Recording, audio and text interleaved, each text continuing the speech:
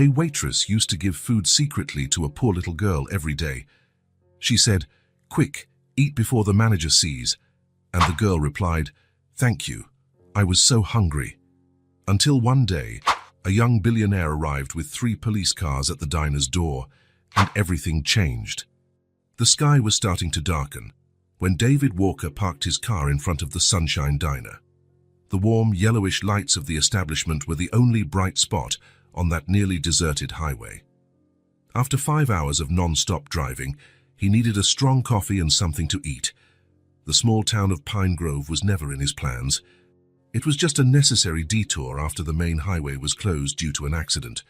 It was such a tiny place that it barely showed up on digital maps, the kind of town where everyone knows each other, and a new face is immediately noticed.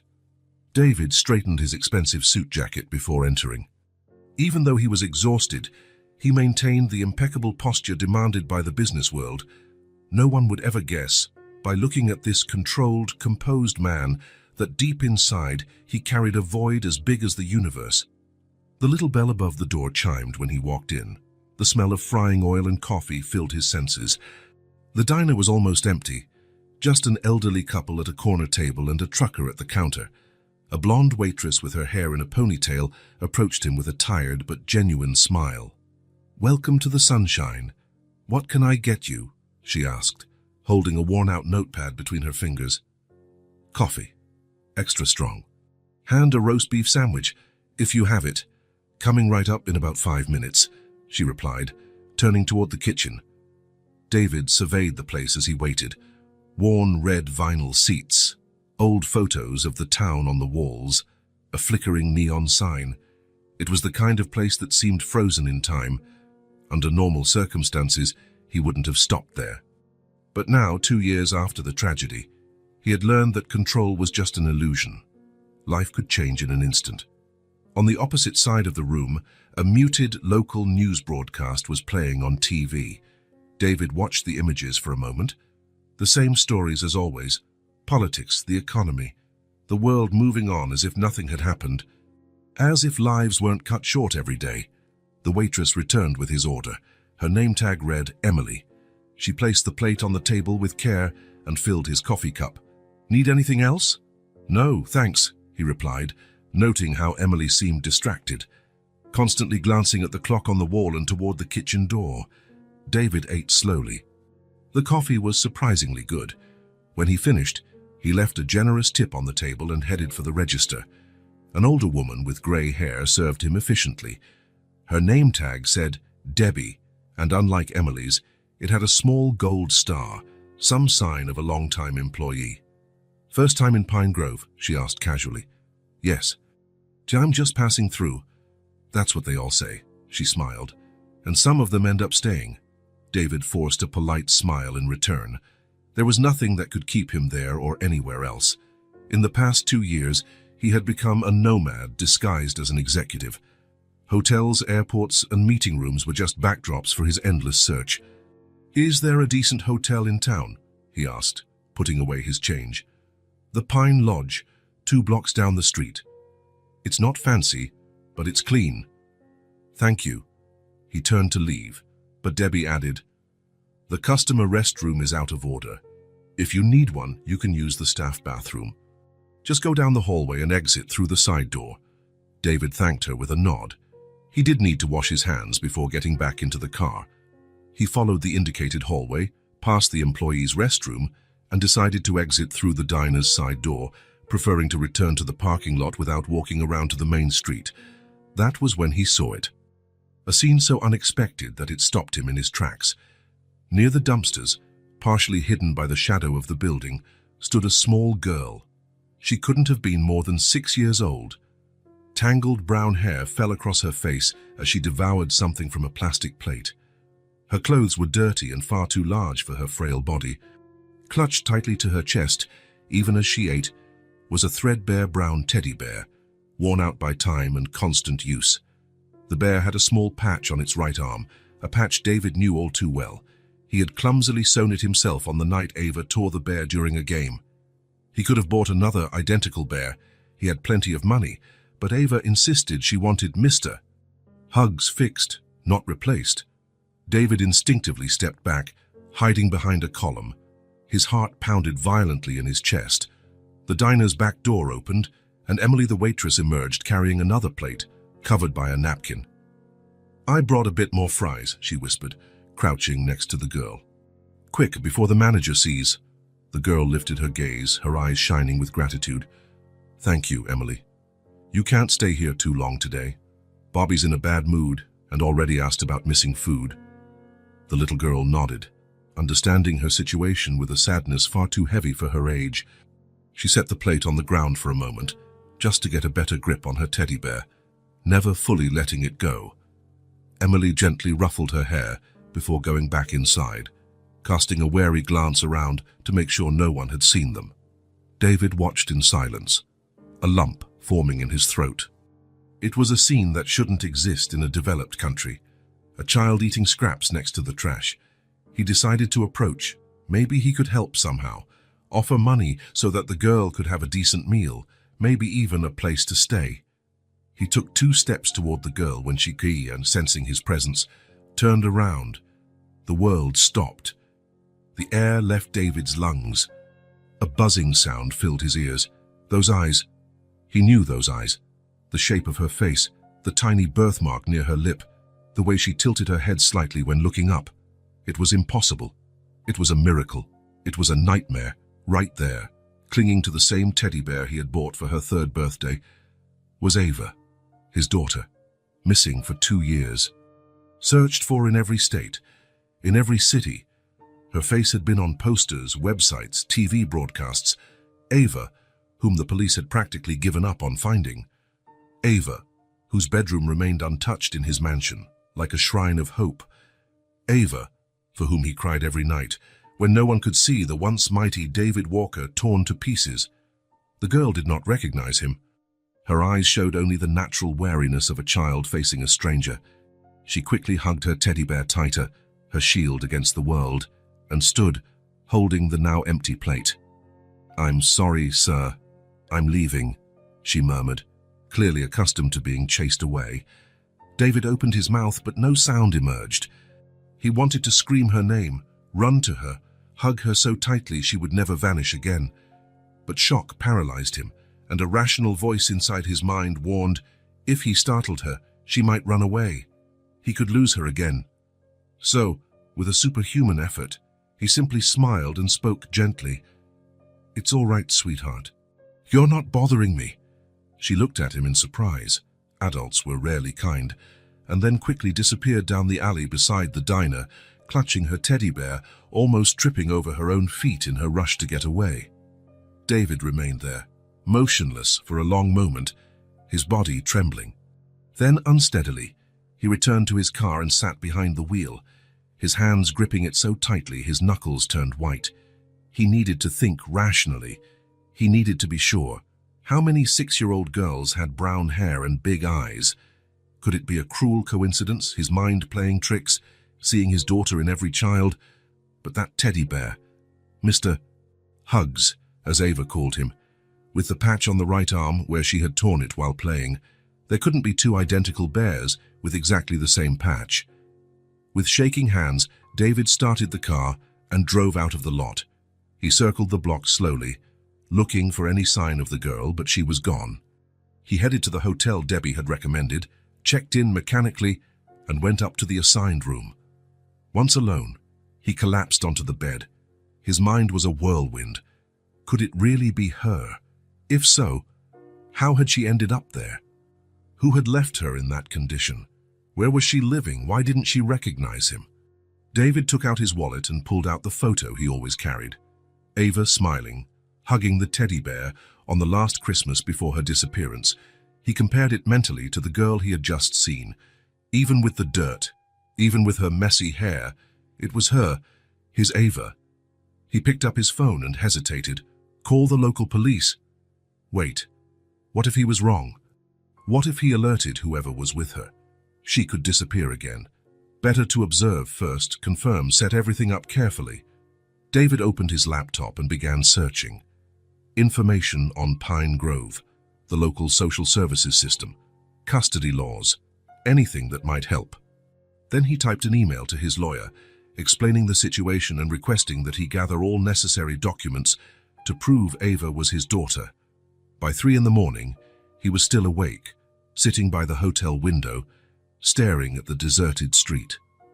Somewhere in that small town, Ava was sleeping, probably hugging Mr. Hugs, as she always did. The only constant in the chaos her life had become. A tear slid down David's face. 2 years of a desperate search, offered rewards, hired detectives, a marriage broken under the pressure of loss, a business almost abandoned, and now, by a twist of fate, a blocked road, an unplanned stop, he had found what all his wealth and power had failed to retrieve. When the first light of dawn touched the horizon, David already had a plan. He called his most trusted private detective and an old contact at the federal police. He explained the situation, asked for discretion but speed. Then he took a shower, changed clothes, and went downstairs for breakfast. He was determined not to lose sight of Ava again. If necessary, he would camp in front of that diner for the next 6 months, but he was sure it wouldn't come to that.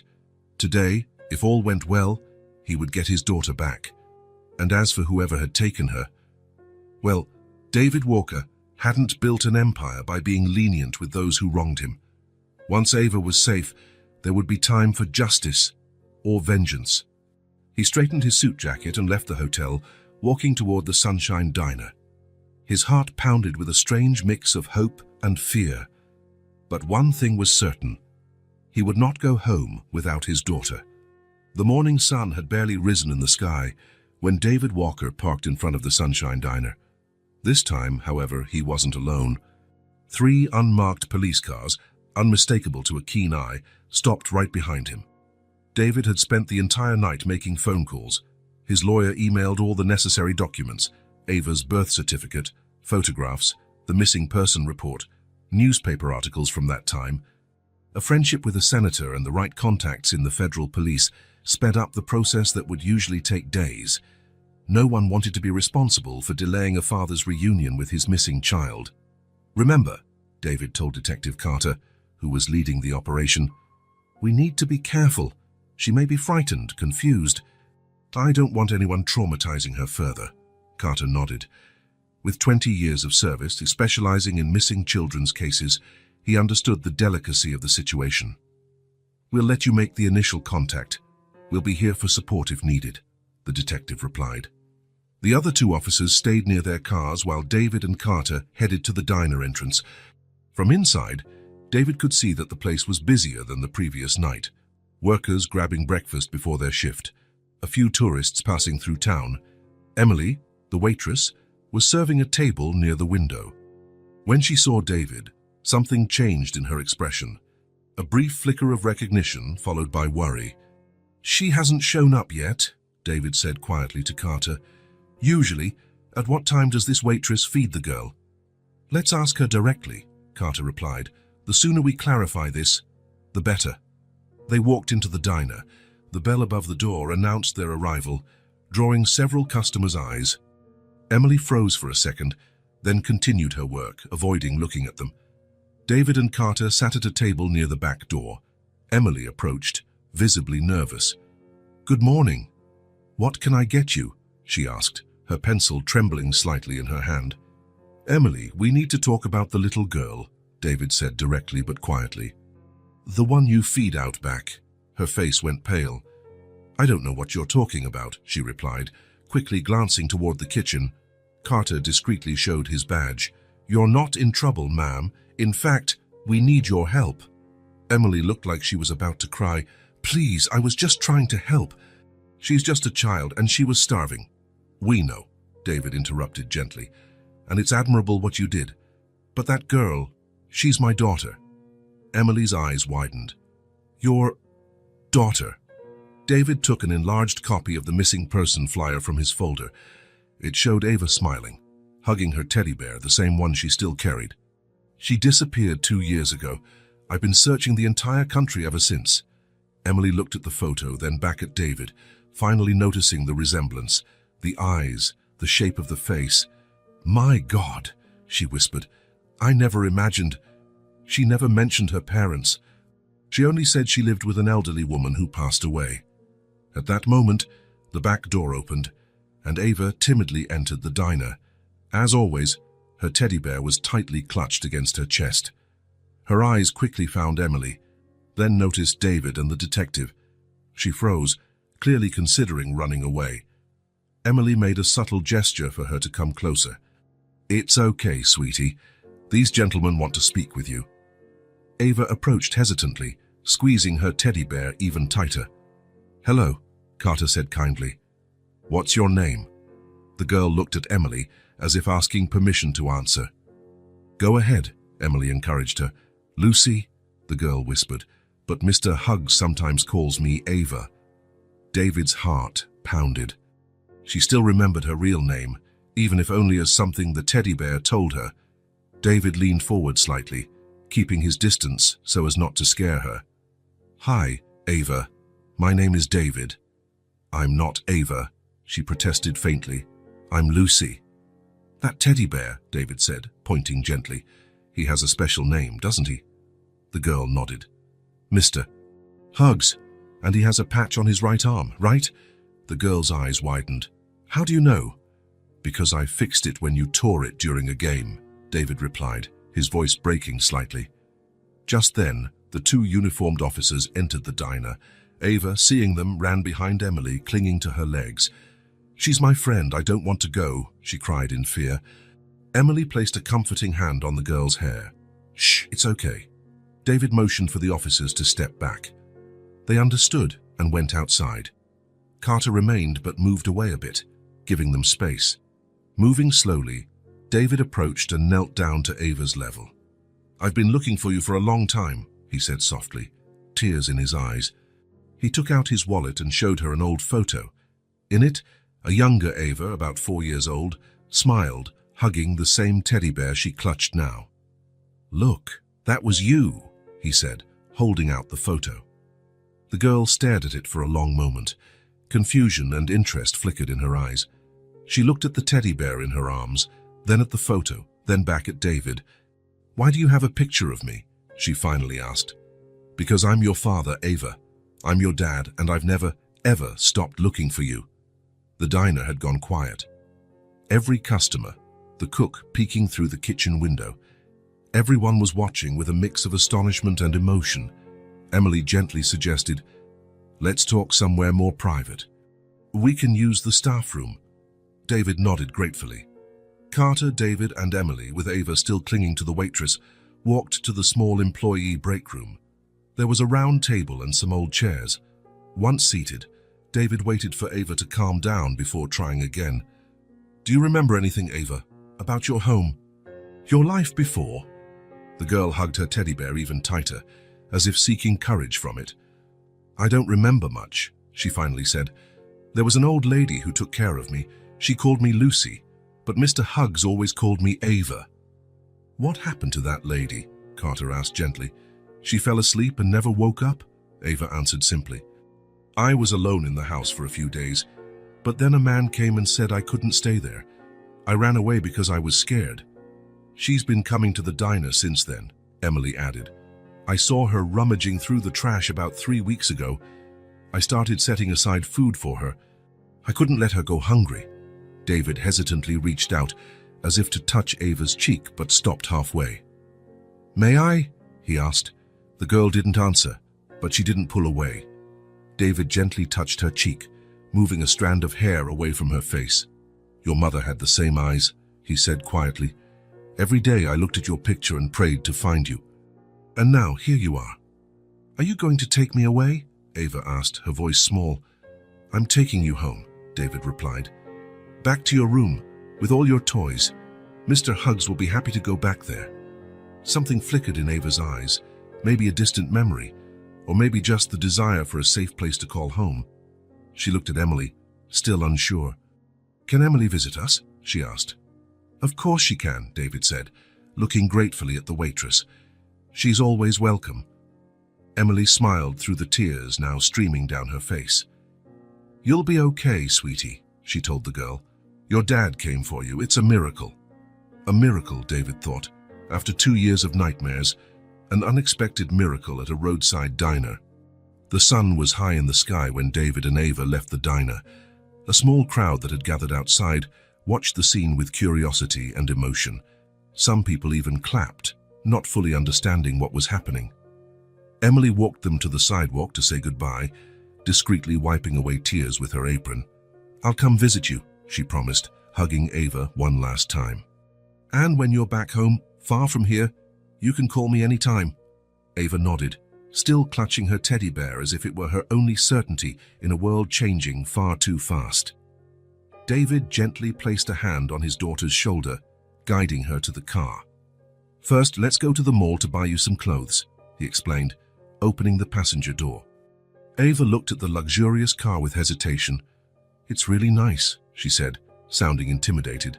"It's just a car," David replied with a smile. "Come on, I'll help you with the seatbelt." During the drive, David kept glancing at Ava from the corner of his eye. She remained quiet, gazing out the window, occasionally whispering something to Mr. Huggs. So small, so fragile, yet somehow so strong. 2 years living God knows how, and she still had that special spark in her eyes. The neighboring town's mall wasn't huge, but it had enough for immediate needs. David parked and took Ava's hand, which she didn't resist. "What are we buying?" she finally asked, breaking the silence. "Everything you need. Clothes, shoes, a comfy pajama. Maybe a toy if you'd like." Ava's eyes lit up briefly at the mention of toys, but she didn't ask for anything. David realized she had probably forgotten how to ask, to want, to hope for good things. At the first children's clothing store, the sales assistant looked curiously at Ava in her oversized, dirty clothes, hugging a worn teddy bear. Noticing this discomfort, David quickly explained, "We're traveling and our luggage got lost. We need a complete wardrobe for my daughter." The sales assistant immediately shifted into professional mode, bringing out dresses, tops, shorts, socks, all in cheerful colors. Ava looked at the items with admiration and a bit of confusion. "Can I choose?" she asked, her voice barely audible. "Of course," David said. "Pick whatever you like best." Slowly, Ava began pointing to a few pieces: a light blue dress, a t-shirt with stars, pink shorts. Her choices were modest, as if she feared asking for too much. Discreetly, David added more items, ensuring she had everything she needed. In the shoe section, Ava chose a pair of purple sneakers that lit up when she walked. For the first time since they'd been reunited, a genuine smile lit up her face when she tried them on, taking a few steps to see the flashing lights. "Look, Mr. Huggs," she exclaimed to the teddy bear. "Magic shoes." David felt his heart fill with emotion. He wanted to say so much, ask so much, but he held back. There would be time for everything. For now, the important thing was to make her feel safe. After buying enough clothes for several weeks, they stopped by the food court. Ava looked wide-eyed at all the options. "What do you want to eat?" David asked. She hesitated, looking at the many restaurants. Can I have fries?" "You can have whatever you want," he replied, leading her to a fast food counter where he ordered a kids combo with fries, chicken nuggets, and a chocolate milkshake.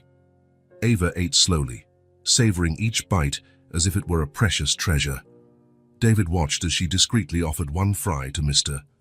Huggs, placing it near the bear's nose before eating it herself. "Is he hungry too?" David asked softly. Ava nodded. "He always takes care of me. Now I take care of him." After lunch, they visited a toy store. David told her she could pick a present. After wandering the aisles in awe, Ava chose a small toy doctor kit. "It's to take care of Mr. Huggs when he's hurt," she explained seriously. By late afternoon, they returned to the hotel. David had changed his single room for a suite with 2 bedrooms so Ava could have her own space. The receptionist, noticing the girl with the worn teddy bear, smiled and handed her a small complimentary pack of cookies. In the suite, David organized the bags while Ava timidly explored the room. "You can take a bath now," he suggested. "Then we can order dinner." Ava looked at the luxurious bathroom with its gleaming tiles and large tub. "Can I fill the tub?"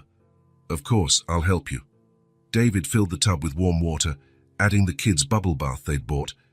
A layer of fragrant foam formed on the surface. Ava watched in wonder. "What about Mr. Huggs? He can stay out here taking care of your new clothes, David suggested.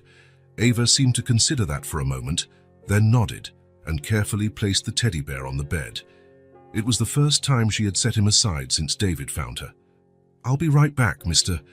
Hugs," she whispered to the toy. The bath was long and relaxing. David helped wash Ava's hair, gently detangling knots that had likely been ignored for a long time. Then he wrapped her in a fluffy towel and let her choose which pajamas she wanted to wear. She chose one with stars and a moon on it. While Ava got dressed, David ordered room service, tomato soup, sandwiches, and a chocolate dessert. They ate while watching a cartoon on the TV. Gradually, Ava's small body showed signs of weariness. Her eyes grew heavy, and she yawned frequently. "I think it's bedtime," David said, gently moving a damp strand of hair from her face. He guided her to the smaller bedroom in the suite, where he had put away her new clothes in the closet, and placed Mr. Hugs on the pillow. Ava climbed onto the bed and immediately hugged the bear. "Is it comfy?" David asked, tucking the blankets around her. Ava nodded, sinking into the soft pillow. "The bed is warm.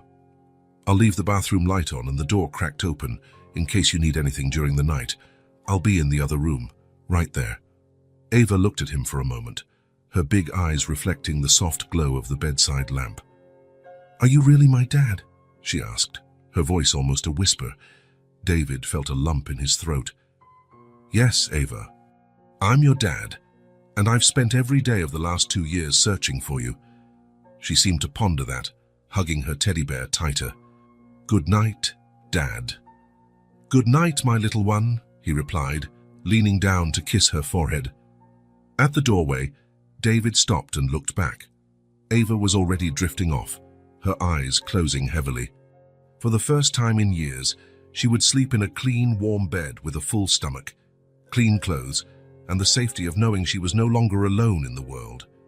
In the dark hallway, David finally allowed his tears to fall, tears of relief, happiness, and hope.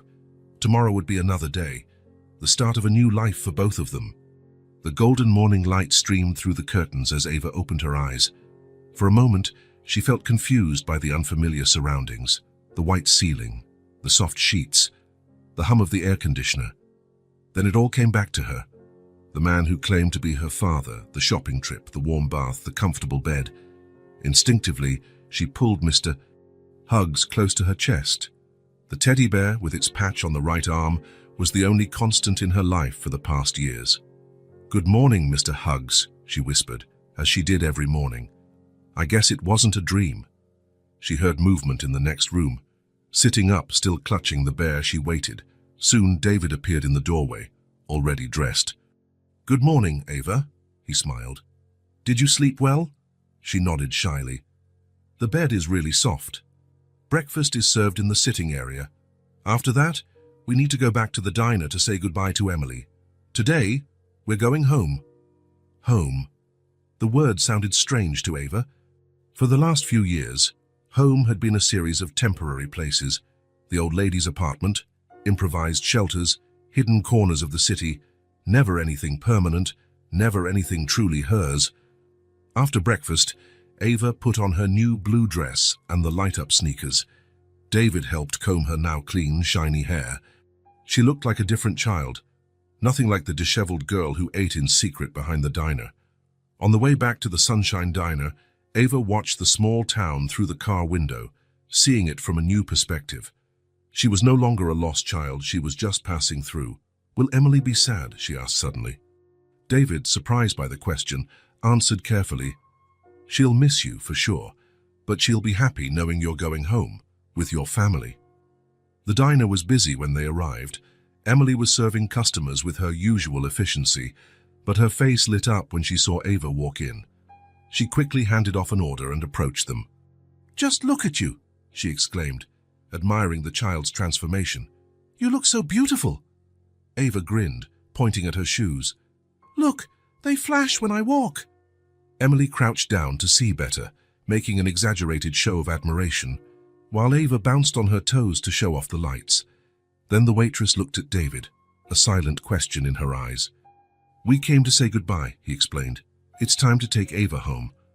Emily nodded, understanding. Despite the sadness in her eyes, there was also relief, knowing the girl was safe and had a real chance at life. "Debbie," she called to the cook, "can you cover my tables for a minute?" The gray-haired woman waved a hand from the kitchen, and Emily led David and Ava to the same back room where they had talked the previous day. Once alone, Emily knelt in front of Ava. "I'm going to miss you so much, sweet girl," she said, holding the girl's little hands. "Me too," Ava replied, her voice thick with emotion. "For you were nice to me, and to Mr. Hugs." Emily smiled, gently touching the teddy bear's nose. "Mr. Hugs, make sure you take good care of her on the trip, okay?" David watched, deeply moved. After a moment, he stepped forward. "Emily, I'll never forget what you did, feeding a child you didn't know, risking your job. Not many people would do that." "I only did what anyone should do," she said modestly. "But now it's time for her to go home," David added. "To her real home." Emily nodded, tears in her eyes.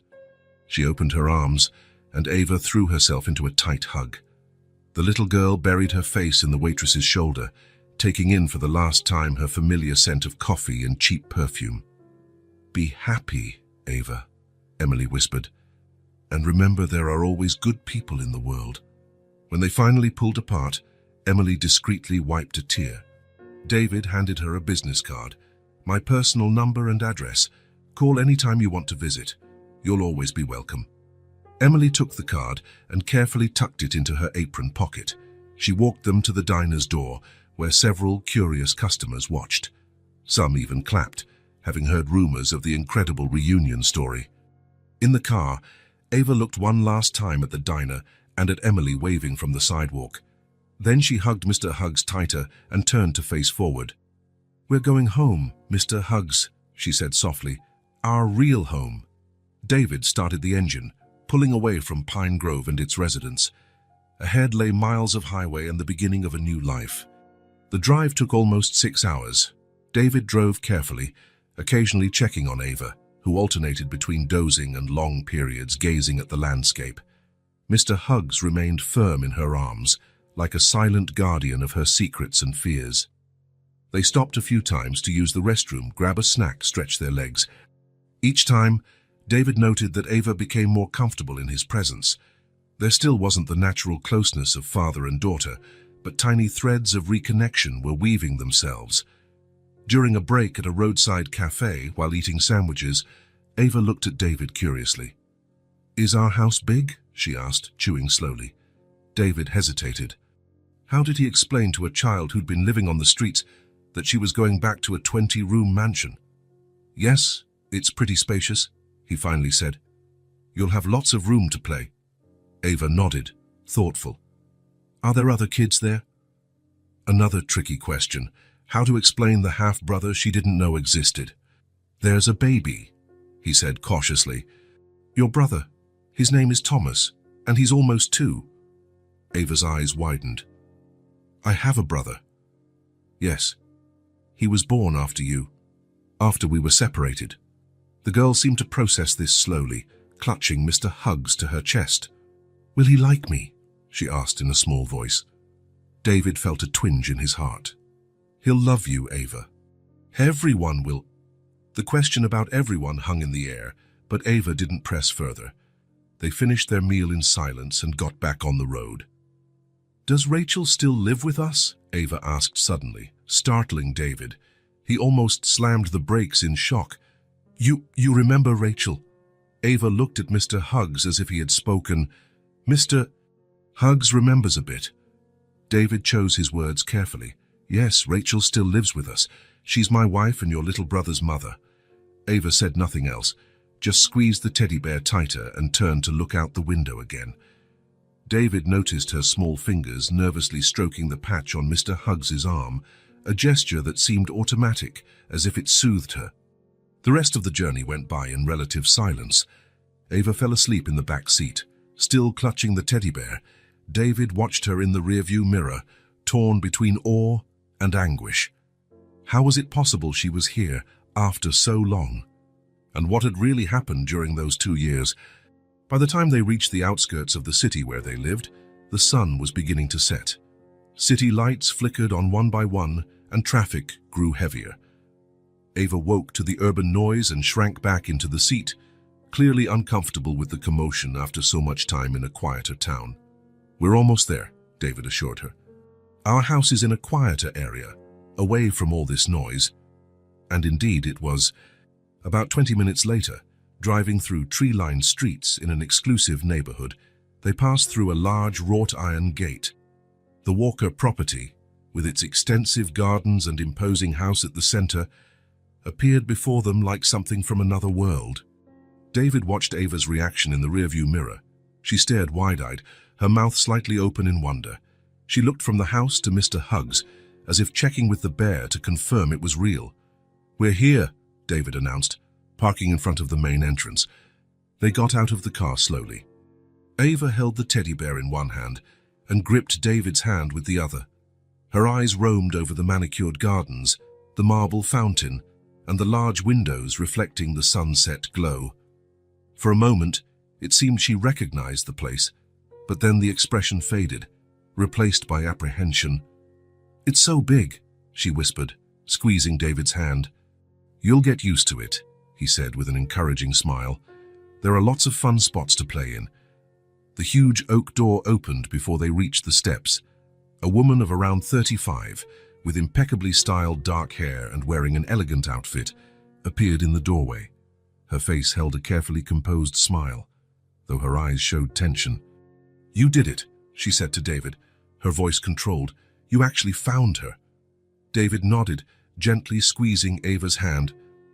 "Rachel, look who's come home." The woman stepped forward, kneeling to Ava's height. "Hello, Ava. It's good to have you back." Something in her tone was off, an excessive formality, like she was greeting an unwelcome guest rather than a stepdaughter lost for 2 years. David noticed, but attributed it to the tension of the situation. Ava stood still, staring at Rachel with growing unease. Her small body began trembling slightly, and she tightened her grip on David's hand with surprising strength. Then something unexpected happened.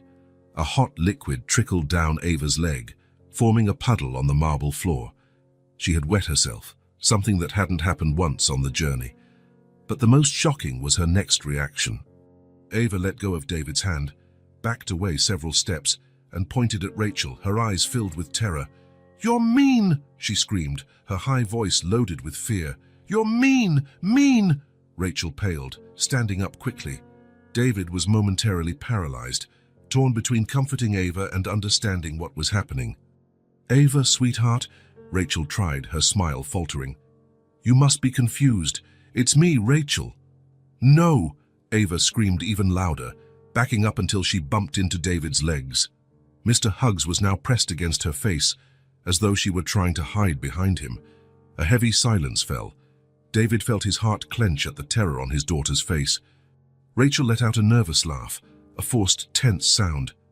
"David, obviously she's traumatized by everything she's been through. She's mixing things up." David knelt down and pulled Ava into a protective hug. The child trembled like a leaf in the wind, her eyes fixed on Rachel with a disturbing mix of terror and anger, unusual for a 6-year-old. "She's been through a lot," David said, his voice tense. "We need to be patient." In truth, Ava's reaction deeply disturbed him. Children are often good judges of character, and this visceral response didn't feel like confusion or general trauma. It was specific, directed, as if Rachel posed a real threat. "Let's go inside," he continued, lifting Ava into his arms. "She needs dry clothes and some time to calm down." Rachel nodded, clearly shaken, stepping aside to let them pass. A housekeeper appeared discreetly in the hall, likely alerted by the commotion. "Martha, please prepare a warm bath in Ava's bathroom," David instructed. "And bring clean towels." "Yes, sir," she said, casting a curious glance at the trembling child in David's arms before hurrying off. "Should I call a doctor?" Rachel asked, keeping her distance. "Maybe she needs sedatives or something." David frowned. "Sedatives? She's a child, Rachel, not a wild animal. She just needs time to adjust." Rachel raised her hands defensively. "I'm only trying to help. I don't want her to suffer." There was a hint of insincerity in her words that David couldn't ignore. Or maybe he was imagining it, fueled by Ava's inexplicable reaction. "I'll take her upstairs," he said, ending the conversation. Rachel remained in the hall while David carried Ava up the stairs. The girl kept her face buried against his neck, still trembling, still gripping Mr. Huggs like her life depended on it. "Don't let her get me," Ava whispered. "Please, Dad, don't let her." Her words cut into David like a blade. "Nobody's going to take you, Ava. I'm here now." "I'm here." They reached the second floor and walked down a long corridor to a white door painted with small, colorful flowers. David paused, taking a deep breath. "Your room," he said softly. "It's just like you left it." He opened the door to reveal a spacious, bright bedroom. The walls were a soft shade of blue. The canopy bed covered by a star-patterned quilt, shelves filled with books and toys, a dollhouse in the corner. Everything remained intact, as though waiting for her. Even the wall calendar still marked the date of her disappearance. David had insisted on preserving it, even when detectives suggested it would be better to move on, even when Rachel argued that seeing the empty room every day only increased his pain. He had kept everything exactly as it was, even the calendar. Gently, David set Ava down. She looked around, her eyes taking in every detail of the room. For a moment, fear gave way to curiosity, then recognition. "I remember," she murmured, taking a few tentative steps toward the bed. "I remember my toys." She approached a shelf where various stuffed animals were lined up. She touched a pink plush rabbit reverently, then a long-necked giraffe. "They waited for me," she said, turning to David with tears in her eyes. "Every single day," he confirmed, his voice thick with emotion, "just like I did." Martha entered then, announcing the bath was ready. David thanked her and asked for a few minutes alone with Ava. When they were alone again, he sat on the edge of the bed, watching as his daughter rediscovered her space. She walked around carefully, touching objects as if to confirm they were real. "Ava," he called gently, "can we talk about what happened downstairs?" The girl froze, fear returning to her eyes. She ran to David and clung to his legs. "I'm scared," she confessed, "but I can't explain. That woman scares me." David stroked her hair, deep in thought. Something was very wrong here, but he didn't want to push Ava, not now when she was still so fragile and scared. "It's all right," he assured her. "You're safe now." After her bath and a change into clean clothes, David left Ava to explore her room while he went to speak with Rachel.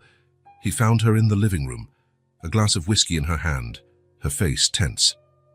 "How is she?" Rachel asked when she saw him. "Confused? Frightened?" David paused, choosing his words. "Rachel, that reaction, it wasn't normal."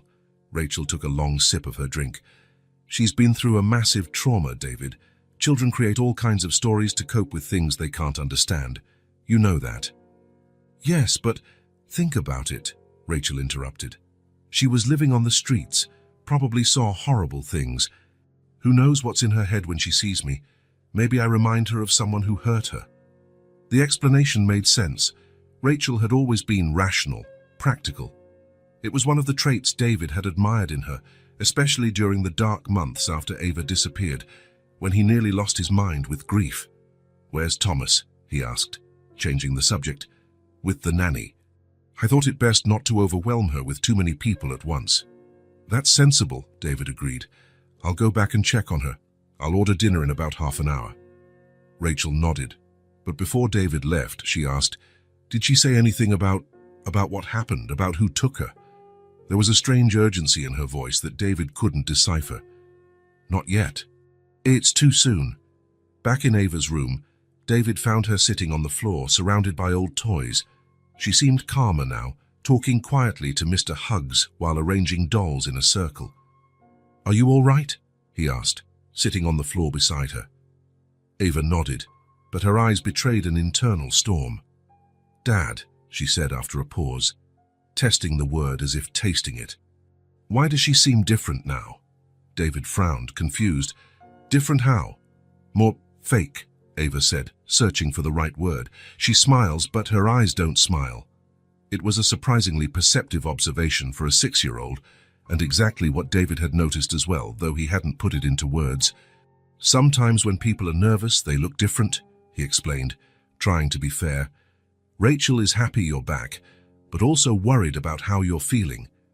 Ava didn't seem convinced. She hugged Mr. Huggs tighter, whispering something in his plush ear. "What did Mr. Huggs say?" David asked gently. "He said he's scared of her too," Ava replied, her voice almost inaudible. A chill ran down David's spine. He knew the teddy bear was merely a channel for Ava's own thoughts and feelings, but there was something unsettlingly genuine about her statement. "We'll have dinner soon," he said, changing the subject. "But if you prefer, we can eat right here in your room." Ava's eyes lit up at that suggestion. "Can we eat here? Like a picnic?" "Just like a picnic," David smiled. "Just you, me, and Mr. Huggs." The relief on Ava's face was palpable. She clearly didn't want to face Rachel again, at least not yet. David ordered dinner to the room: tomato soup, grilled cheese sandwiches, and chocolate pudding for dessert. They ate seated on the floor, using a large napkin as their picnic blanket. Ava even set aside a small piece of her sandwich for Mr. Huggs, carefully placing it near his plush nose. During the meal, David watched Ava relax more and more. She even smiled a few times, a genuine smile that lit her eyes. Perhaps things could return to normal after all. Perhaps time would heal the wounds that troubled her. After dinner, David helped Ava get ready for bed, brushing her teeth, combing her hair, helping her into one of the new pajamas they'd bought, the one printed with stars and moons, matching the room decor. "Want me to tell you a story?" he offered, tucking the blankets around her. Ava nodded enthusiastically, hugging Mr. Huggs. "The one about the bunny who wanted to reach the moon." David smiled, touched that she remembered. It had been her favorite story before she disappeared, one he'd made up just for her. "Once upon a time," he began, "there was a little bunny who looked up at the sky every night." By the time he finished, Ava was almost asleep. David kissed her forehead softly. "Good night, my little one." "Good night, Dad," she murmured, half asleep. "Mr. Huggs says he's happy we're home?" "I am too," David replied, choking back emotion. He left the door ajar and a soft light on in the hallway, in case she woke up disoriented during the night. Then he headed to his own room, physically and emotionally drained. Rachel was already in bed, supposedly reading a book, or pretending to read, as her eyes remained still on the page. "She's asleep?" she asked without looking up. "Yes," David replied, sitting on the edge of the bed. "Rachel, we need to talk about her reaction." Rachel closed the book with a sigh. "David, she's been through tremendous trauma. She needs time, maybe therapy. It's normal for her to be confused, frightened." "It's not just that," he insisted. "There's something specific about you that terrifies her. And I can't understand why. Maybe I remind her of someone," Rachel repeated. "Or maybe she's jealous. She comes back and finds another woman in her mother's place, and a brother who has all your attention." The explanation made sense, yet it still didn't seem enough to justify the terror in Ava's eyes. "Let's just give it time," Rachel concluded, touching David's arm. "She'll get used to me again. Everything will go back to normal." Later, while Rachel slept, David lay awake, staring at the ceiling. Through the partially open door, he could hear Ava's soft breathing in the adjacent room. His daughter, finally home. A miracle he had prayed for daily over 2 long years, but instead of pure relief, he felt growing unease. Ava's words, "You're mean," echoed in his mind, along with her comments about Rachel seeming fake, her eyes not matching her smile. Children are intuitive, David thought. They sense things adults often overlook. Silently, he got up and went to Ava's room. She slept peacefully, hugging Mr. Huggs. Her face wore a calm expression he hadn't seen since finding her. Perhaps, away from Rachel, she felt truly safe. "I'll find out what's going on," he whispered. "I'll protect you, no matter who from." Watching his daughter sleep, David knew he would do anything to keep her safe, even if that meant questioning everything and everyone around him, including his own wife. 3 days passed since Ava's arrival at the mansion. 3 days during which she barely left her room, preferring the safety of that familiar space to being around Rachel. She ate her meals there, played there, and only ventured into the garden when she was sure her stepmother wasn't nearby. David split his time between work, unavoidable even now, and caring for his newly returned daughter. He slept little, worried about how Ava was adjusting. The child therapist, Dr. Sarah Mitchell, was set to begin sessions the following week, but until then, he navigated blindly through the turbulent waters of childhood trauma. On the morning of the fourth day, while having breakfast with David on a small terrace adjoining her room, Ava asked an unexpected question. "Can I meet my brother today?" David nearly choked on his orange juice. Until then, Ava had shown little interest in the baby, keeping her distance from anything related to the life David had built during her absence. "So of course," he answered, trying not to sound too excited. "Thomas usually plays in the playroom after breakfast. We can go see him whenever you'd like."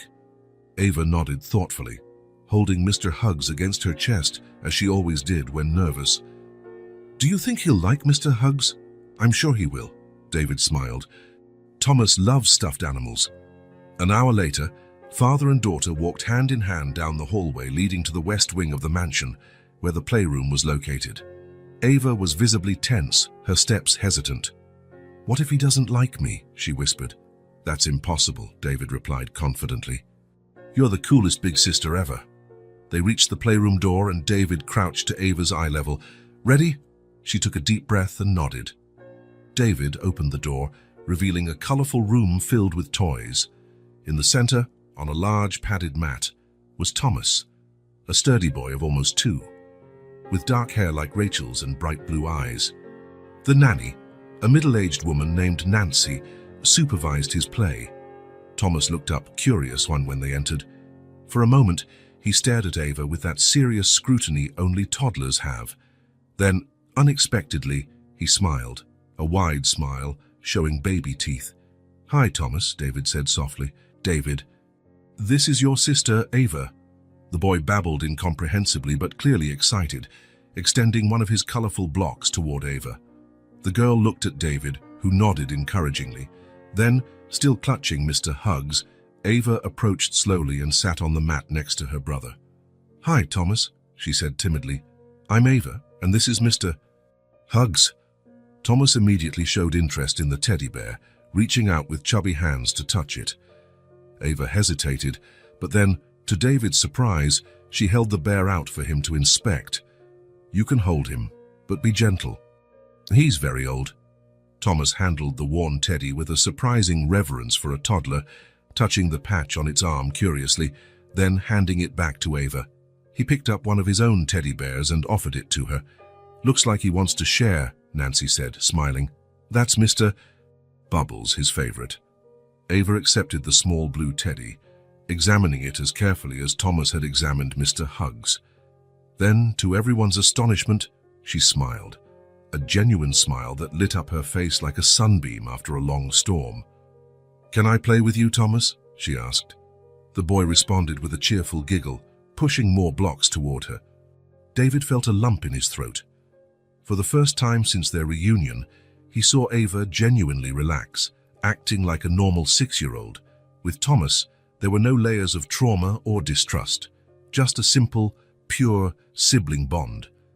Quietly, he signaled to Nancy, who understood and left the room, letting him watch his children interact. Ava was already building a tower with the blocks, patiently explaining to Thomas what she was doing. He watched, fascinated, occasionally trying to help, more often knocking down what she'd built, which, surprisingly, made Ava laugh instead of getting upset. That's how Rachel found them half an hour later. She paused in the doorway, her expression impossible to read. There was surprise, certainly, but also something else. Worry, discomfort. "I didn't know you were here," she said, her voice controlled. Immediately, Ava's posture changed. The spontaneity vanished, replaced by that familiar tension. She clutched Mr. Hugs again like a shield. "Ava wanted to meet Thomas," David explained, trying to keep his tone light. "They're getting along really well?" Rachel forced a smile that didn't reach her eyes. "That's wonderful. Thomas could really use the influence of a big sister." She lingered in the doorway, silently watching. Thomas, oblivious to the tension, kept playing, glancing at Ava, who now seemed torn between wanting to continue their game and wanting to flee Rachel's presence. Noticing his daughter's dilemma, David intervened. "Rachel, could you check with Martha about lunchtime? I was thinking of taking the kids for a picnic in the garden afterward." It was a transparent excuse to get her to leave, but Rachel simply nodded and left without argument. As soon as she was gone, Ava visibly relaxed. "She doesn't like me playing with him," she whispered to Mr. Huggs, but loud enough for David to hear. "Of course she does," he replied automatically, though part of him wondered if there was some truth in Ava's words. In the following days, a routine emerged. Every morning after breakfast, Ava visited Thomas in the playroom. Their bond grew daily. She told him made-up stories, helped him with simple puzzles, sang lullabies David never knew she remembered. Thomas, for his part, adored his sister. His eyes lit up whenever she walked in, and he had even learned to say a rough version of her name. Ava came out as Abba, but the intention was clear. Rachel watched all this from a distance, always silent. When David asked why she seemed reserved, she gave vague excuses. She was busy with an upcoming charity event, worried about a slump in the shares of a company they'd acquired, needing space to process so many changes. But her eyes never left Ava when they were in the same room, especially when the girl interacted with Thomas. There was something in that gaze that unsettled David, not exactly jealousy, but something more complex, something like fear. Doctor. Sarah Mitchell's office had soft green walls, large windows letting in natural light, and a small fountain that produced a soothing trickle of water. Colorful cushions lay scattered on the floor, along with a sandbox filled with miniatures and shelves of carefully arranged books and toys. It was a space designed to make children feel safe and comfortable. Ava walked in, clutching David's hand, with Mr. Huggs held tightly to her chest. Her eyes swept the room warily, scanning every detail as though searching for hidden threats, a habit developed during her years away. "Hello, Ava," Dr. Mitchell said, a woman in her early 40s with short brown hair and a gentle smile. "I'm very happy to meet you and Mr. Huggs." Ava didn't reply, only held the teddy closer. "I'll wait outside," David said, crouching to Ava's eye level. "Dr. Sarah just wants to talk a bit. I'll be right here if you need me." A brief panic flitted across Ava's face. "Mr. Huggs can stay with me." "Of course he can," the therapist answered before David could. "In fact, I was hoping to meet him too. I hear he's very special." The strategy worked. Ava looked at the bear as if consulting him, then nodded slightly. "He says it's okay." David kissed his daughter's forehead and left, his heart tight with a mix of hope and anxiety. Dr. Mitchell came highly recommended, specializing in childhood trauma. If anyone could help Ava process whatever happened, it was her. In the waiting room, he flipped through magazines without really seeing them, his mind on the personal drama unfolding in his life. Ava's relationship with Thomas continued to blossom. During those moments, she acted like a normal 6-year-old. With Rachel, however, the tension persisted, maybe even worsened. Ava avoided being alone with her stepmother at all costs and had nightmares almost every night.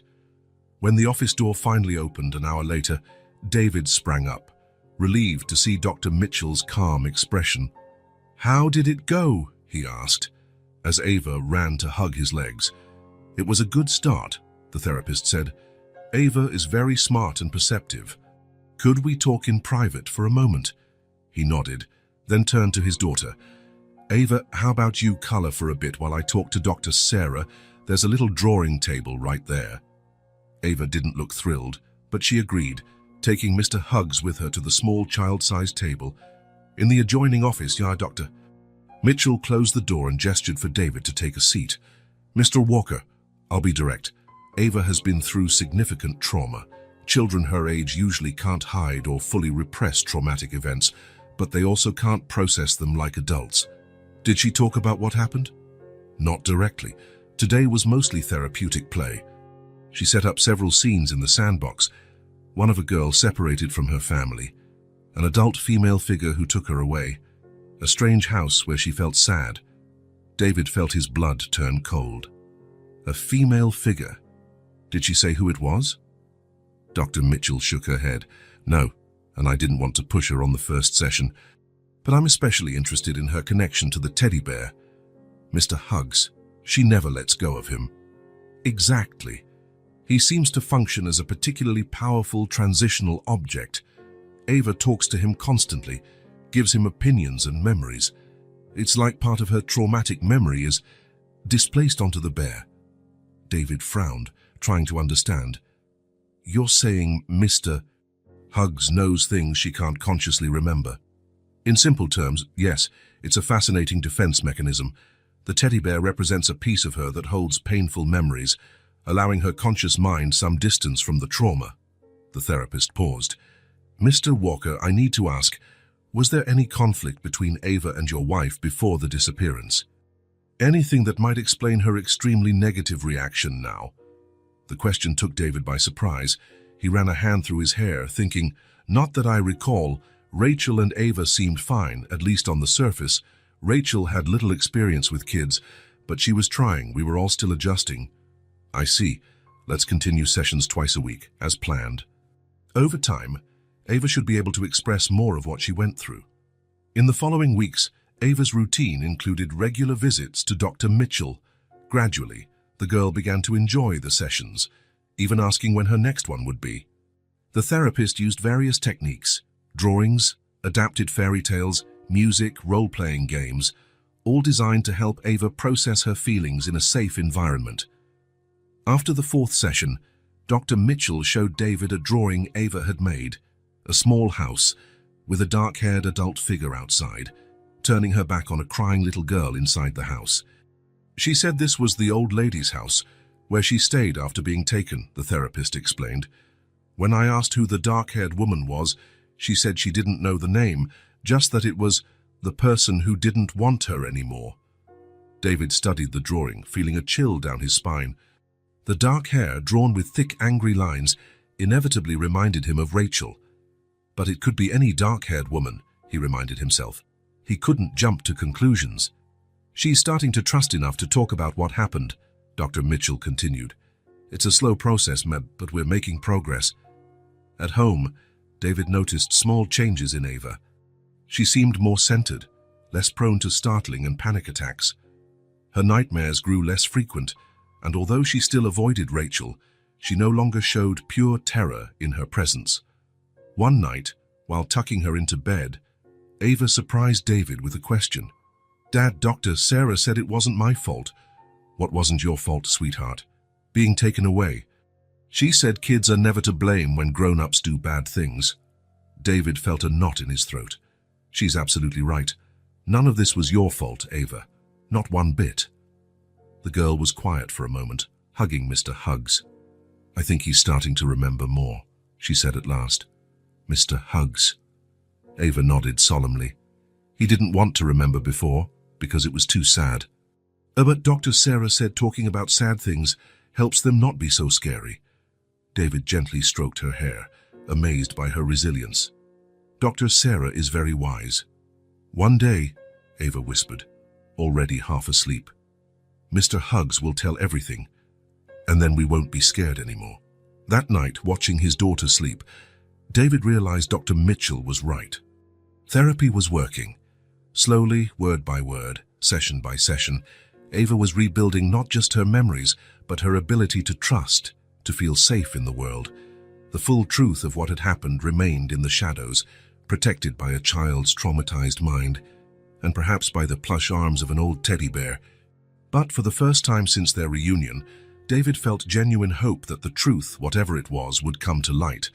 And when it did, he would be ready to face it, no matter who was implicated. Night had fallen quietly on the Walker mansion.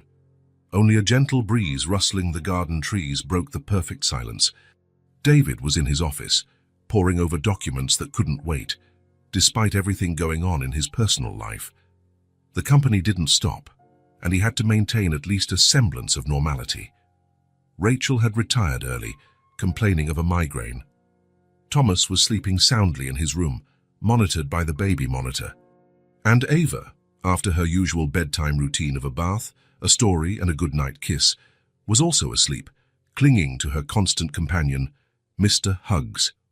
The grandfather clock in the hallway struck midnight when David finally closed his laptop. He rubbed his tired eyes and stood up, stretching muscles stiff from hours in the same position. A quick check on the kids before bed, he thought, as he did every night since Ava's return. He climbed the stairs silently, first stopping by Thomas's room. The toddler slept on his back, arms flung wide as if hugging the whole world in his dreams. David smiled, adjusted the blanket, and softly shut the door. He walked down the hallway to Ava's room, where the door was ajar, just the way she preferred, allowing a bit of light to spill in from the corridor, keeping nighttime fears at bay. He was about to peek in when he heard it. A low moan, then another, louder, and then, no. His body froze, all senses on high alert. A nightmare. Ava was having a nightmare. Heart pounding, he pushed the door all the way open. Ava was tossing and turning, her face contorted in terror, her hands clutching Mr. Huggs so tightly her knuckles were white. "Don't leave me, please, come back," she muttered between sobs. David rushed to the bed, carefully sitting on the edge. "Ava," he called softly, not wanting to startle her further. "Ava, sweetheart, it's just a dream. I'm here." Suddenly she opened her eyes, a scream tearing from her throat. "No!" Her entire body was shaking, her pajamas drenched in sweat. For a moment, her gaze darted wildly around the room, not recognizing it or David. Then awareness returned. "Dad!" she cried, throwing herself into his arms, Mr. Huggs wedged between them. "It's okay, my little one. It was just a nightmare," he murmured, stroking her hair. "I'm here now, nothing's going to hurt you." Ava sobbed into his chest, her small body shaking with the force of her tears. "It was so real, so real." "Do you want to tell me about it?" he asked gently. She pulled back a little, looking at Mr. Huggs as if searching for courage within him. Tears still trailed down her face, staining her star-patterned pajamas. "She was there again," Ava whispered. "Who was there, Ava?" The girl's eyes were full of fear and confusion. "Rachel."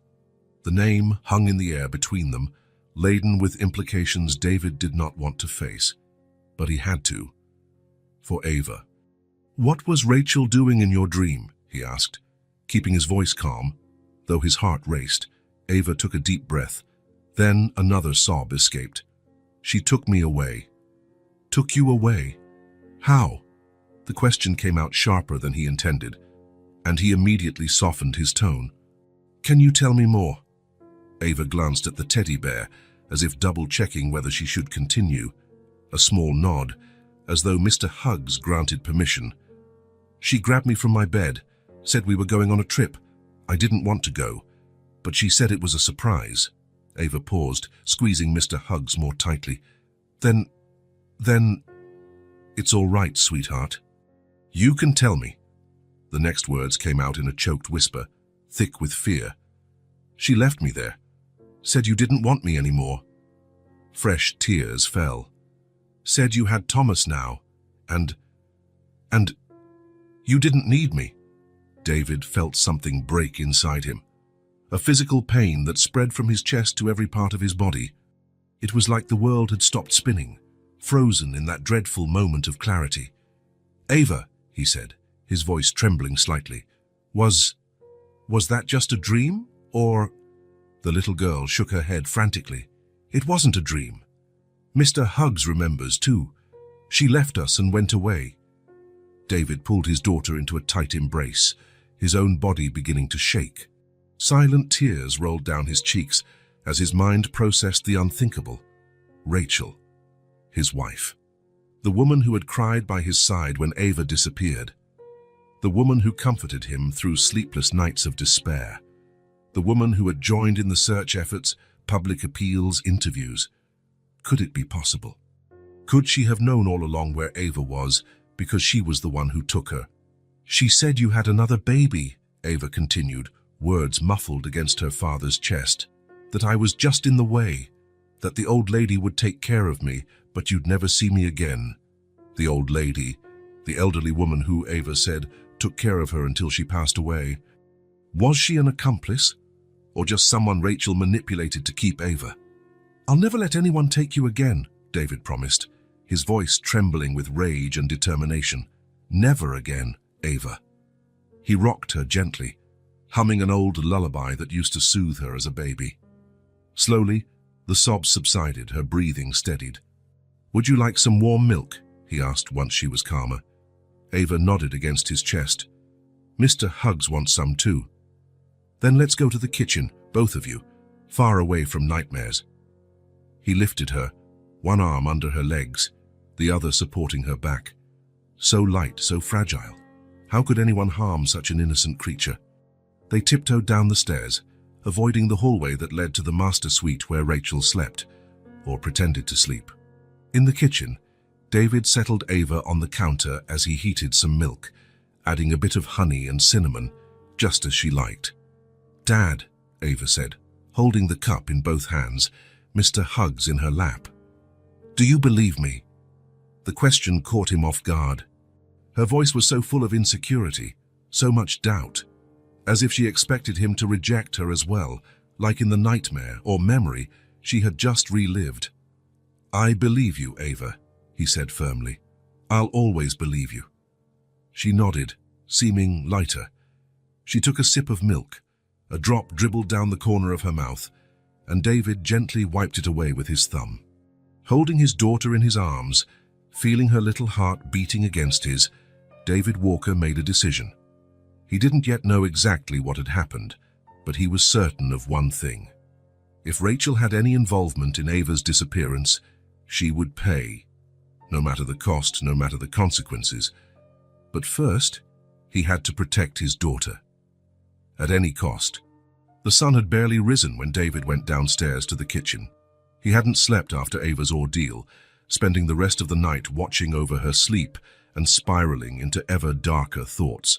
When he saw she was finally resting peacefully, he went to his office and, spending hours researching similar cases, child custody laws, and kidnapping penalties.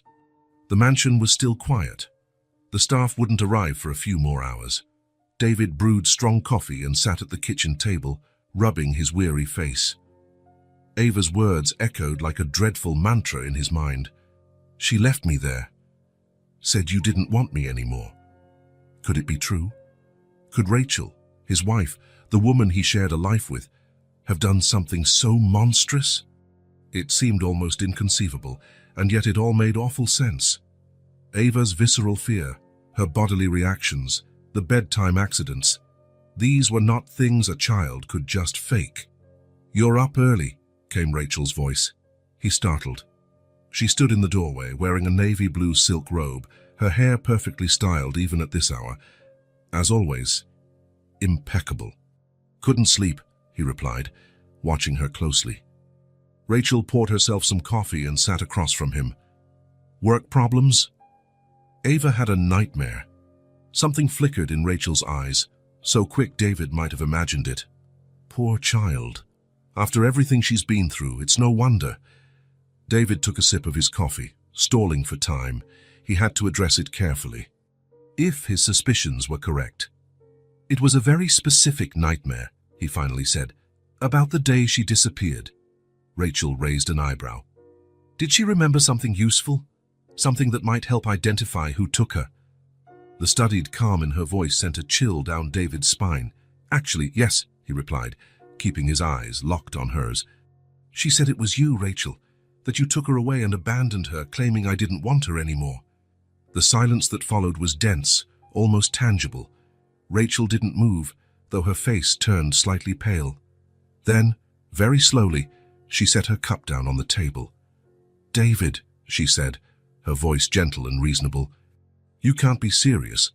I'm just repeating what Ava said." Rachel shook her head, offering a sad smile. It was a nightmare. Children have vivid imaginations, especially after trauma. This didn't feel like an ordinary nightmare, Rachel. "Of course not," she said, leaning forward. "It's based on her fears. She disappeared, endured who knows what, and now she's processing it. It's perfectly normal for her to project her fears and confusion onto familiar faces." The argument was logical, rational, exactly what Dr. Mitchell had explained about how children cope with trauma. And yet, the conviction in Ava's eyes, she was so certain, Rachel. So detailed. Rachel sighed with apparent infinite patience. Darling, think about it. Why would I do that? What motive would I have to hurt Ava? She is a lovely child. We were just beginning to bond. Maybe you didn't want a stepdaughter, David suggested, his voice harsher than he intended. Maybe you wanted your own family, without reminders of the past. Rachel's face flickered with hurt. Is that what you think of me? After everything we've been through? David hesitated. Doubt consumed him. If she was lying, she was an outstanding actress. If she was truthful, he was wrongly accusing the woman who supported him during the worst 2 years of his life. I'm confused, Rachel. Terrified. I don't know what to think. She reached across the table, lightly touching his hand. I know you are. It's an impossible situation, but we have to think about Ava now. She's traumatized, confused. She needs stability, not more drama. What do you suggest? Increase her therapy sessions. Give her all the love and security we can. And, Rachel hesitated, then smiled. A calculated smile, David thought. I was saving a surprise, but I think now might be a good time. I bought a collection of new toys for her, a little kid's science lab, those magnetic blocks she was admiring in a magazine. I'm sure she'll forget all about her nightmare once she has so many new things to enjoy. Toys? David almost laughed at the absurdity. You think toys will make her forget? It's not about the toys themselves, David. It's about showing her she has a place here, that she's loved, that she belongs in this family. Rachel squeezed his hand. We'll get through this together, as a family. Trust me. And that was the crux, wasn't it? Trust. Could he trust Rachel or Ava? An adult capable of complex manipulation, or a traumatized child with fragmented memories? I'll think about it, he finally said, withdrawing his hand. Meanwhile, I want you to keep some distance from Ava. Rachel's smile faltered for an instant. If that's what you think is best. But it'll only prolong the situation. She rose gracefully. I'll be in my office if you need me.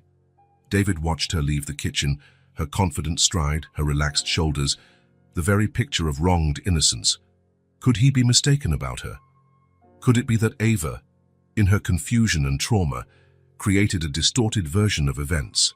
He finished his coffee and grabbed his phone. First, he called Dr. Mitchell, requesting an emergency appointment for that very morning. Then he dialed another number, that of the private investigator he'd hired during the search for Ava. Jenkins, it's David Walker. I need a discreet job. He paused, drawing a shaky breath. I want you to investigate my wife. Everything about her for the last 2 years, especially any connection to an elderly woman who might have passed away recently, and I need it as fast as possible. Hanging up, he felt a strange heaviness in his chest. He never imagined he'd reach this point, hiring someone to spy on his own wife. But when it came to Ava's safety, there were no lines he wouldn't cross. The soft sound of footsteps made him turn. Ava stood in the doorway, hugging Mr. Huggs, her eyes still puffy from last night's tears. Morning, sweetheart, David said, trying to sound normal. Did you sleep better after the milk? She nodded, approaching cautiously. Is Rachel here? She's in her office. Don't worry. Ava visibly relaxed. She climbed onto one of the tall kitchen stools, placing Mr. Huggs carefully beside her. I'm hungry, she announced.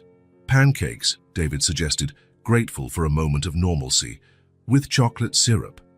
And strawberries, he said, already gathering ingredients. While he prepared breakfast, David watched his daughter, so small, so fragile, yet so strong. She had survived something many adults couldn't endure, and she had found her way back home despite every obstacle. Mr. Huggs says you believe us, Ava said suddenly, her voice too serious for a child so young. David paused, turning to look at her. I do believe you, and I'm going to find out exactly what happened, Ava. I promise. A small smile curved her lips. Not quite happiness, but relief. Security. I know you will, she said simply, hugging the teddy bear. In that moment, David knew it didn't matter who was at fault or how painful the truth was. He would uncover it for Ava, for the lost time and for the justice they both deserved. The next morning dawned grey and cold, as if the sky itself mirrored the tension hanging over the Walker mansion. David had slept little, his dreams haunted by visions of Rachel taking Ava away while he stood frozen, unable to move or shout. Breakfast was tense and silent. Rachel tried multiple times to strike up casual conversation, as though the confrontation the day before hadn't happened. David responded with monosyllables, his eyes rarely meeting hers. Ava ate quickly and asked to return to her room, clearly uncomfortable with her stepmother's presence. "I have an important meeting today," David announced, checking his watch. "I can't postpone it." "Of course," Rachel replied with a sympathetic smile. "Don't worry, I'll keep an eye on the children." The reaction was instant. David's expression hardened. "Nancy will watch Thomas. Ava's coming with me." "You're taking a child to a business meeting?" "David, be reasonable." "She can wait in the reception area with Martha," he said, referring to his secretary. "She'll have books, a tablet, plenty to keep her occupied." Rachel narrowed her eyes for a fraction of a second, but quickly regained her composure. "If you think that's best, I do," he said bluntly. 30 minutes later, David and Ava were in the car heading downtown. The girl clutched Mr. Huggs in her lap, absent-mindedly stroking the patch on his arm. "Dad," she said suddenly, "Mr. Huggs thinks you two are going to split up." David nearly swerved at the bluntness of her statement. "Ava, things are complicated right now," he answered carefully. "But I don't want you to worry about that. What matters is that we're together again, and that won't change." She nodded, apparently satisfied, and turned to watch the city pass by through the window. At the office, David set Ava up in the room adjoining his own, where Martha, his trusted secretary of over a decade, was delighted to finally meet the famous Ava she'd heard so much about during the 2-year search. The meeting lasted longer than David expected. Technical issues, contractual clauses, financial projections. Everything seemed trivial compared to his personal drama, but he maintained a professional demeanor to the end. Finally, with the contract signed and handshakes exchanged, David hurried back to his office, where he found Ava asleep on the couch, Mr. Huggs securely in her arms. "Ava," he called gently, stroking her hair. "Let's go home, sweetheart." She opened her eyes groggily. "All done?" "Yes.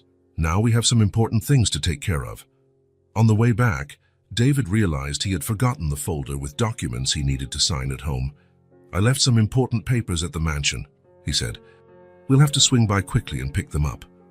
"That's okay, Mr. Huggs doesn't mind." David drove back to the mansion, noticing Rachel's car was already there. "Ava, wait here for just a minute, okay? I'll grab the documents from my office." The girl nodded, hugging Mr. Huggs. David entered through the front door, making a beeline for his office on the first floor. He was about to open the door when he heard Rachel's voice inside, on the phone, louder and more strained than usual. "No, Mark, you don't understand the seriousness of this," she said. David's starting to suspect the girl is remembering things. A pause, as the person on the other end, her brother Mark, replied. "Of course I'm worried," she continued, her voice shaking slightly. "I never thought that girl would come back. I thought I was rid of her. The old lady should have taken the secret to her grave." The explicit confession hit David like a physical blow. He shoved the door open hard, revealing Rachel sitting at his desk, phone still pressed to her ear. "I can't believe you abandoned my daughter," he roared, shaking with fury. "How could I have been so blind?" Rachel went pale, dropping the phone. "David, it's not what it looks like." "Not what it looks like," he repeated, incredulous. "I just heard you confess, Rachel. You got rid of my daughter. You took her away." "David, please, let me explain," Rachel begged, standing up. "I was pregnant. I was scared. I wasn't thinking clearly." "Pregnant? You used our child as an excuse to get rid of my daughter." David's voice trembled with barely contained rage. "There is no explanation for what you did." At that moment, a small noise drew their attention to the door. Ava stood there, clutching Mr. Huggs against her chest, her little body trembling. "I told you," she murmured, staring directly at Rachel. "She left me, said you didn't want me."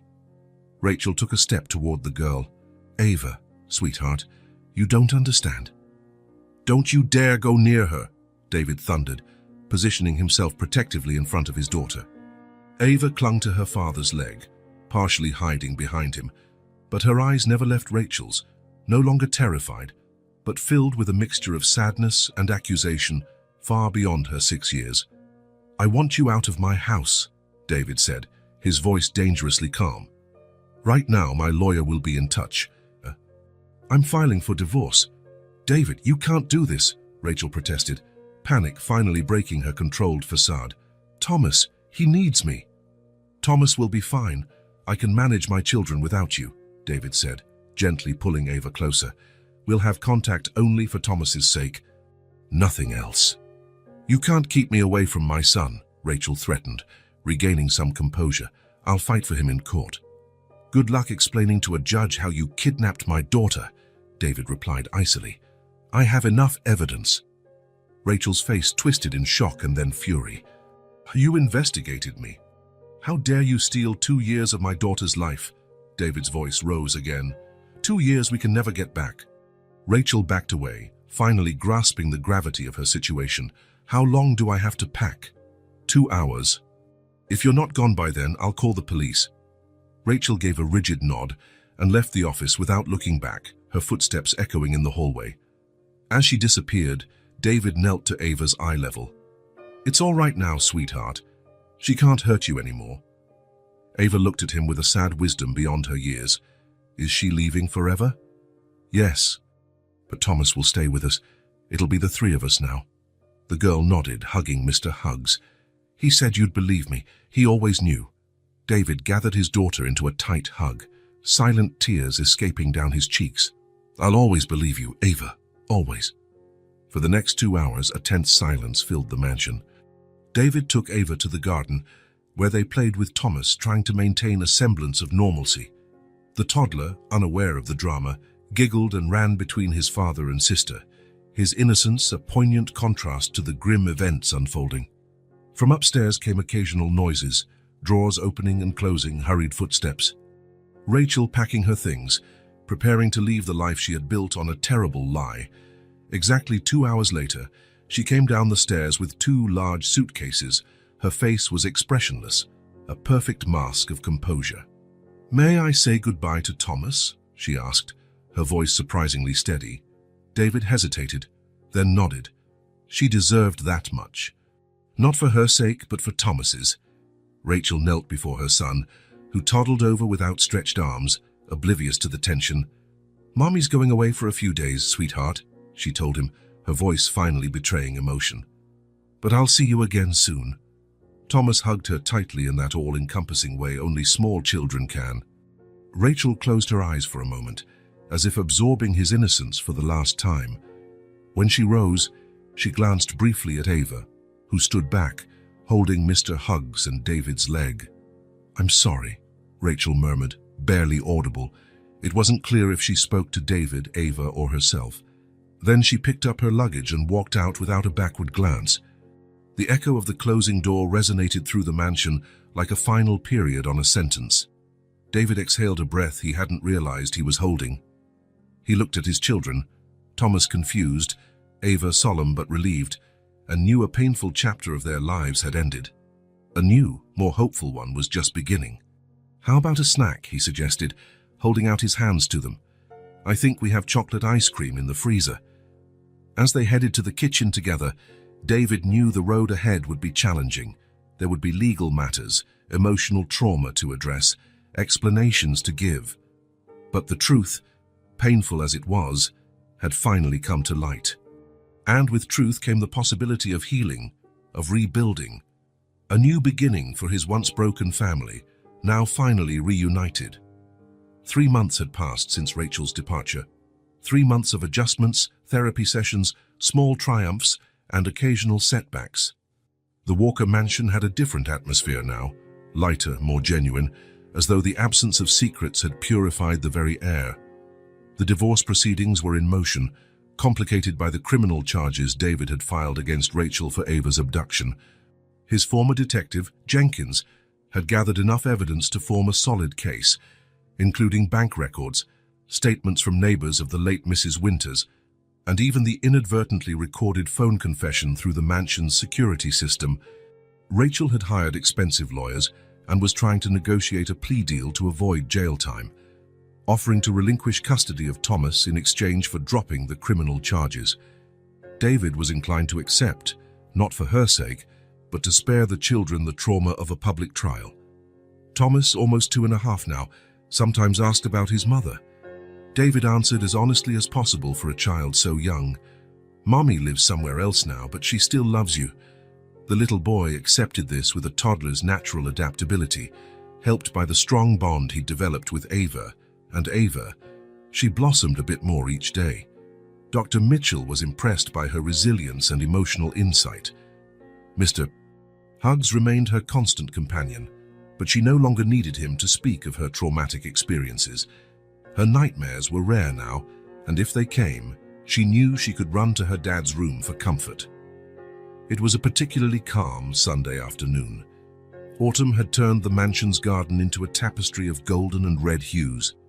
Thomas was napping, carefully watched by Nancy, the nanny. David was working on some documents on the veranda, occasionally glancing at Ava, who played in the grass with Mr. Hugs. She'd created a small imaginary world out there, with the teddy bear as the main character of elaborate adventures. David smiled as he listened to her narrate, in a loud, confident voice, the tale of a brave bear rescuing a princess from a haunted castle. Her creativity never ceased to amaze him. Setting his papers aside, David walked down the porch steps to join her. There was something he needed to say, something he'd rehearsed in his mind for weeks. Dr. Mitchell had suggested it would be important for both of their healing processes. "May I join you?" he asked, gesturing to a spot on the grass beside her.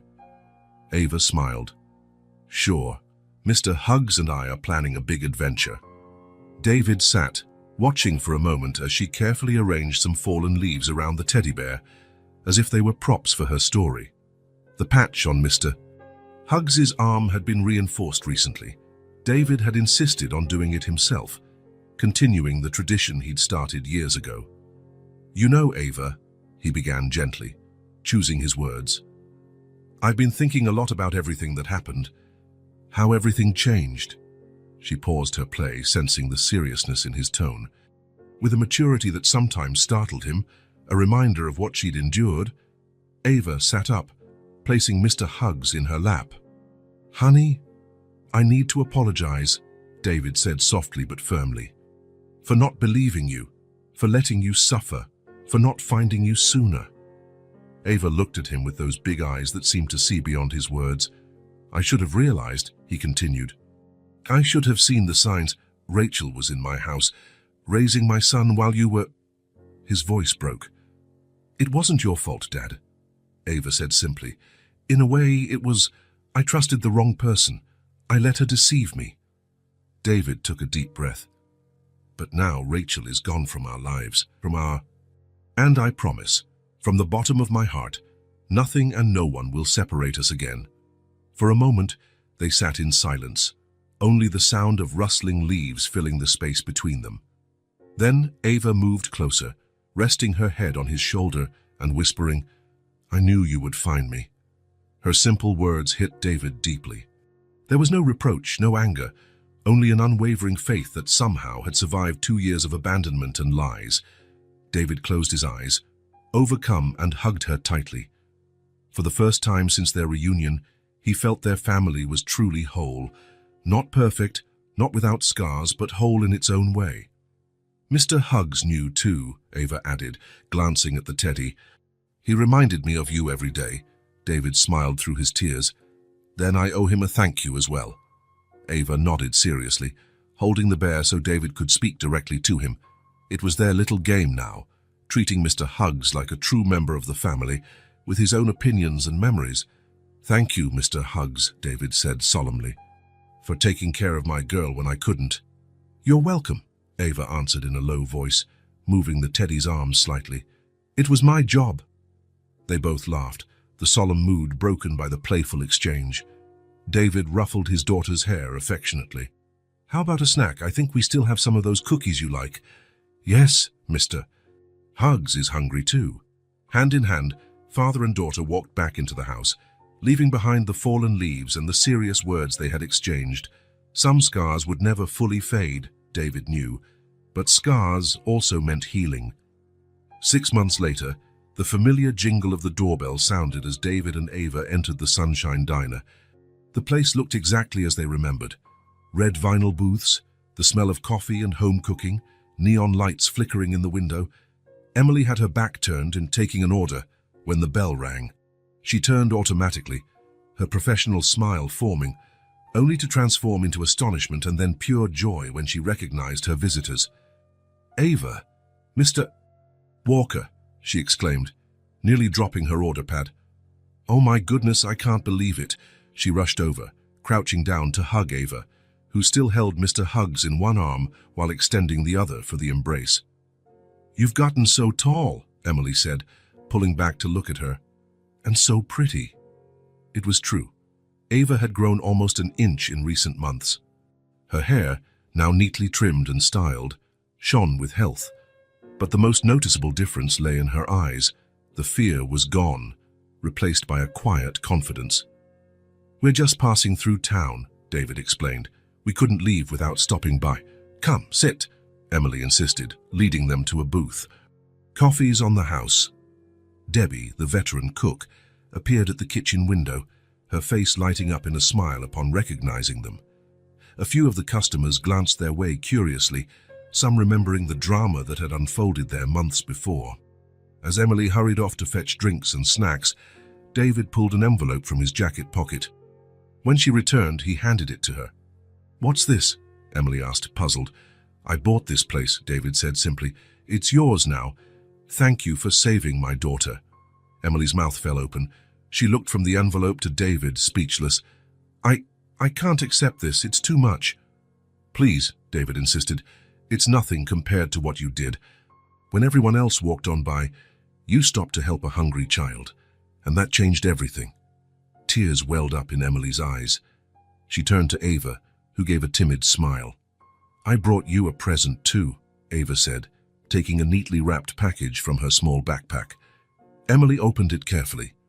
Inside was a new apron, a vibrant shade of blue, with detailed embroidery on the front, a diner, a teddy bear, and a little girl, and below it, in delicate stitching, "You saw me when no one else did." "I embroidered it myself," Ava said proudly. "Dad taught me." Emily couldn't hold back her tears now. She hugged the apron to her chest, then kneeled to hug Ava again. "Thank you," she whispered, her voice thick with emotion. "This means so much to me." David watched, heart full. It had been a long road since that first night he had seen Ava eating behind the diner. There had been pain, betrayal, and anger, but also healing, forgiveness, and finally peace. "So what happens now?" Emily asked after pulling herself together and wiping her tears. "Where are you headed?" David glanced at Ava, who was happily nibbling a French fry. Mr. Hugs sat beside her, as always. "Home?" he answered simply. "We're going home." And for the first time in a long while, the word home meant exactly what it should. Not just a place, but a feeling of belonging, of safety, of a family finally made whole again. If this story touched your heart, subscribe to the channel and turn on notifications so you don't miss the next ones. Leave a like, because it helps this story get recommended to more people. See you in the next story.